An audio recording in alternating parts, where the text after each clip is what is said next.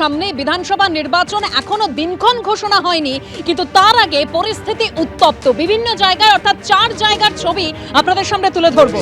একদিকে মিনাখায় যেখানে BJP party অফিসে হামলা, অন্যদিকে বারাসাত যেখানে বিজেপি নেতার বাড়িতে হামলা, গাড়ি পর্যন্ত ভাঙচুর করা হয়। বি.আর. আম্বেদকরের মূর্তি বসানোকে কেন্দ্র করে কুলটিতে উত্তেজনা তৈরি হয়। আর নবনিযুক্ত যুব মোর্চার সভাপতিকে মানতে নারাজ বিজেপি কর্মীদের একাংশের হুগলিতে পর্যন্ত উত্তপ্ত পরিস্থিতি তৈরি হয়। এই 4 জায়গার ছবি রেখেছি আপনাদের সামনে।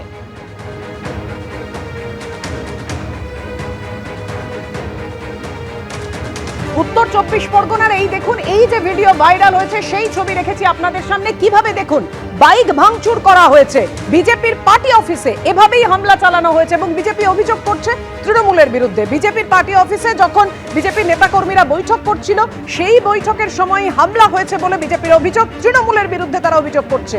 বিজেপি কর্মীদের মারধর করা হয়েছে, বাইক ভাঙচুর হয়েছে বলে অভিযোগ, কিন্তু এখনো পর্যন্ত এই ব্যাপারে তৃণমূলের কোনো প্রতিক্রিয়া পাওয়া যায়নি। উত্তর 24 পরগনার মিনাখা এভাবেই উত্তপ্ত হয়ে উঠল। ঠিক কি ঘটেছে সেই সময়, বিজেপির নেতা কর্মীদের যাদের মারধর করা হয়েছে তারা কোথায় রয়েছেন, আরো বিস্তারিত তথ্য আপনাদের সামনে তুলে ধরবেন। আমাদের সঙ্গে রয়েছেন আমাদের প্রতিনিধি সমীরণ পাল। সমীরণ, যে ঘটনা ঘটেছে আজকে দুপুরবেলা মিনাখার বামুনপুকুরে, সেখানে বিজেপির পক্ষ থেকে তাদের দলীয় কার্যালয়ে সেখানে একটি বৈঠক চলছিল এবং বৈঠক উপলক্ষে সেখানে দলীয় পতাকা লাগানো হচ্ছিল। সেই সময় বিজেপির অভিযোগ তৃণমূল আশ্রিত দুষ্কৃতীরা তাদের উপর চড়া হয়, তাদেরকে মারধর করে, তাদের বেশ কয়েকটি বাইকে ভাঙচুর চালায় এবং যখন ঘটনাটি ঘটছে বামুনপুকুর এলাকায়, সেখান থেকে একেবারে ঝিলছিল দূরত্ব বলা যায় যে মিনাখা থানা।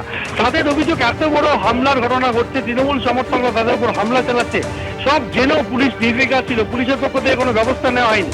বিজেপির বসিরহাট সাংগঠনিক জেলার সভাপতি সুকল্যাণ বৈদ্য জানিয়েছেন যে তিনি বসিরহাট পুলিশ জেলার পুলিশ সুপারকে জানান বিষয়টি। পরবর্তীকালে পুলিশ এসে পরিস্থিতি নিয়ন্ত্রণে। বেশ কয়েকটি বাইক ভাঙচুর করা হয়েছে, বিজেপির পক্ষ থেকে দাবি করা হয়েছে তাদের 10-12 জন জখম হয়েছে। পুলিশ জানিয়েছে যে খবর পাওয়ার পরই পুলিশ এসে ব্যবস্থা নিয়েছে এবং তৃণমূলের পক্ষ থেকে অভিযোগ অস্বীকার করে বলা হয়েছে যে বহিরাগতদের এনে বৈঠক করা হচ্ছে, এলাকার মানুষ প্রতিবাদ করেছে, সেই নিয়ে গন্ডগোল হয়েছে।